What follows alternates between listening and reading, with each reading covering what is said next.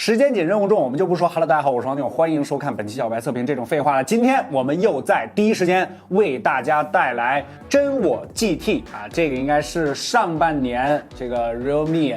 最强的这个走量旗舰了。今天这期视频我们也是大全套，什么颜色都有，还有它的这个素皮的特别版。不关注点，小白测评马上开始。我手里的这两台呢，我们测试已经很长时间了，一个是银色的，还有一个蓝色的版本啊。这两台手机的这个颜色名称啊非常有意思，这个银色的叫银河战舰啊，这个叫深海飞艇。有没有感觉到一丝丝的中二？其实它就是一个中间做了一个条纹状的这个银色的一个渐变，然后这台是那种深蓝色，甚至有点偏黑色的那种渐变，曙光色啊，和700万年轻人一起赶越级。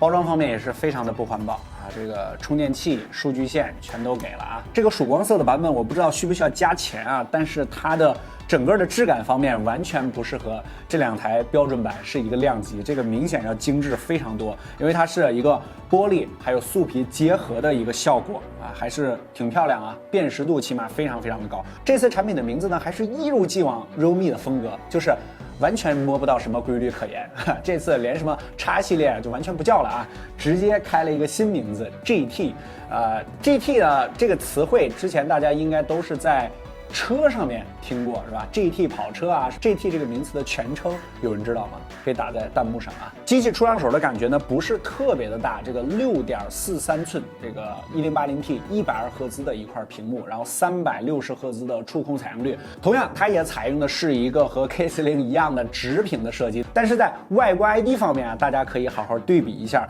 就整个机器的这个质感层面来讲的话啊。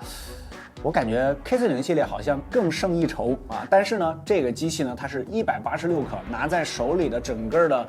重量感上面呢，控制方面也是非常好的，而且8.4毫米的一个厚度，整个机大小、尺寸、厚度方面都是比较适中的。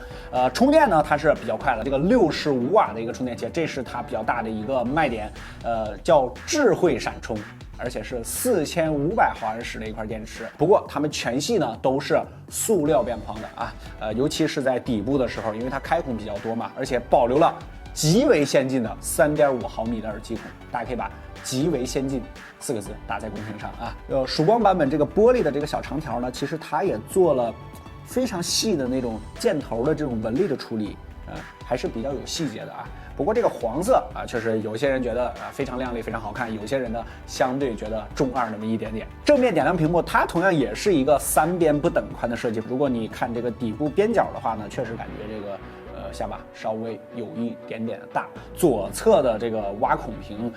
而且呢稍微要大那么一点点，感觉确实和 K40好多地方都是对标的啊，这个很多地方都非常相似。它也是一个双扬声器的一个设置。硬件配置方面呢，这次它并没有分这个中杯、大杯，分好多个这个版本啊，就是这一个 GT 版本，我觉得这个就省了很多事儿啊，没有什么选择困难症了。骁龙888，然后满血版的 LPDDR5 加上 UFS 的3.1，它的内部这次在散热方面呢也格外说了，加了一个3D 钢化的液冷散热啊，这么一个整个系统吧，这个是有这个铜加上 VC 均热板加上石墨的一个复合材质。K40的时候呢，它的这个发热控制呢确实比较差，这个温度标的非常高。Realme GT 起码在堆料和理论方面听着还不错。实测数据上，娱乐兔75万加成功刷榜小白测评数据库，领先第2名近2万分，跑分很高啊！综合的实际体验，作为新发手机还是不错的。小白测评数据库20款应用2轮打开测试，12G 的版本 GT 用了98秒，成功杀入100秒大关，和 iPhone 并列数据库第6名，表现不错。120赫兹模式下3小时轻度续航测试剩余58%，小白测评5小时重度续航测试剩余18%的电量，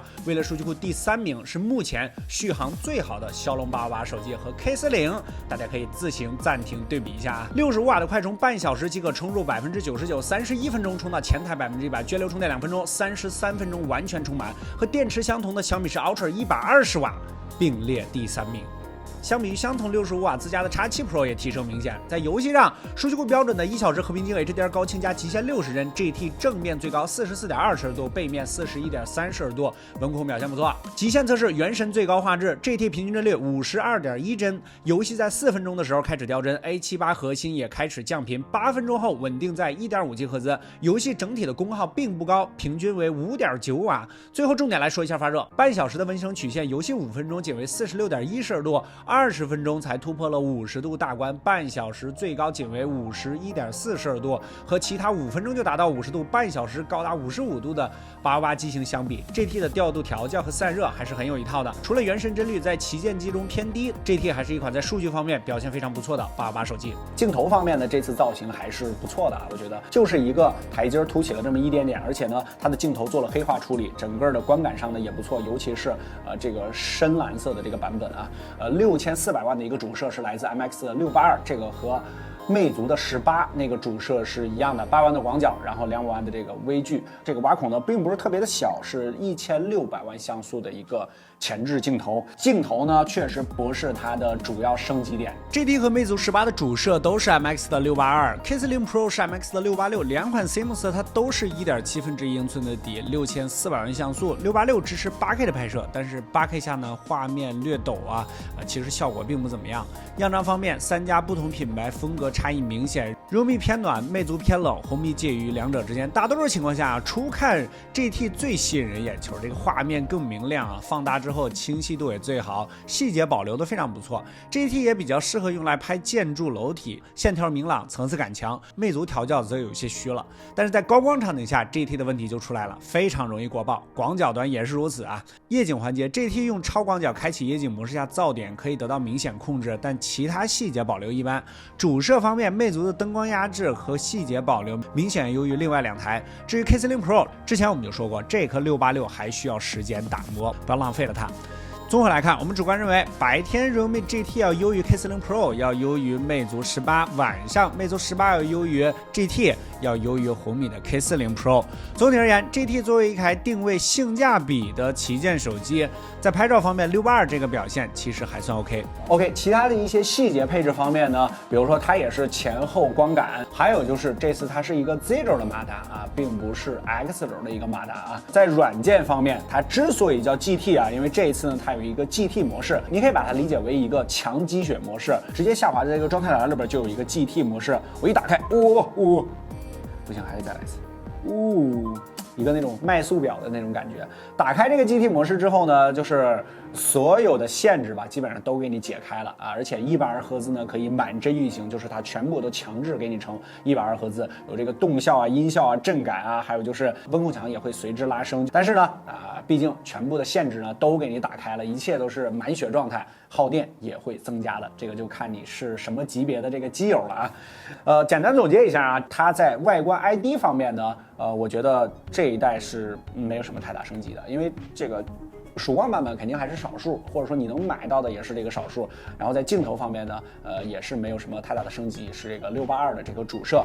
不过在性价比方面，还是这句话啊，就是所有的东西都要结合价格来说我现在还不知道价格，不过之前我看见海报，他已经说要低于2999是吧？不过 K40 这边出招2799了。照 realme 的一贯性格来说，它肯定是跟红米要磕一波，要刚一波的，这个价格肯定也是性价比非常的高。但是我们希望的就是你能通过这期视频呢，知道这台手机的特点。其实如果在机圈